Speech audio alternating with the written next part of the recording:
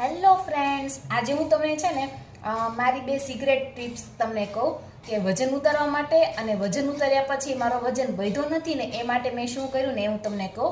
તો પહેલો પોઈન્ટ એ કે જ્યારે તમે વજન ઘટાડતા હોય, ડાયટ કરતા હોય ત્યારે બહારનું કંઈ પણ નથી ખાવાનું જ્યાં સુધી તમારો ટાર્ગેટ પૂરો ન થાય ને ત્યાં સુધી.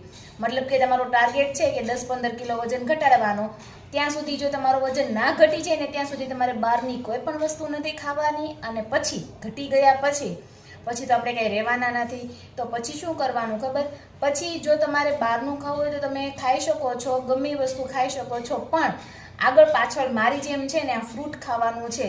જેમ કે કાલ સાંજે જ અમે એક રિલેટિવને ત્યાં જમવા ગયા હતા, ત્યાં ફૂલ ડીશ હતી, રસ, પૂરી, સમોસું એવું બધું જ હતું. તો મેં બધું જ ખાધું હતું. અને બીજા દિવસે આ ફ્રૂટ, ઓનલી ફ્રૂટ અને સલાડ ખાવાનું, જેથી તમારો વજન પણ મેન્ટેન રહેશે અને વધશે નહીં. મારા 3 વર્ષ થયા વજન ઘટાડ્યા ને એના.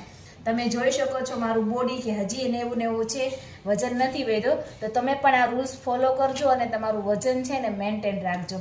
અને આવી ટિપ્સ જાણવા માટે છે ને જરૂરથી ફોલો કરી લેજો, કેમ કે હવે આપણે છે ને નવી અલગ અલગ ટિપ્સ હું તમારી સાથે શેર કરતી રહીશ, વજન ઘટાડવા માટે અને વજન ઘટાડ્યા પછી વધે નહીં ને એ માટે.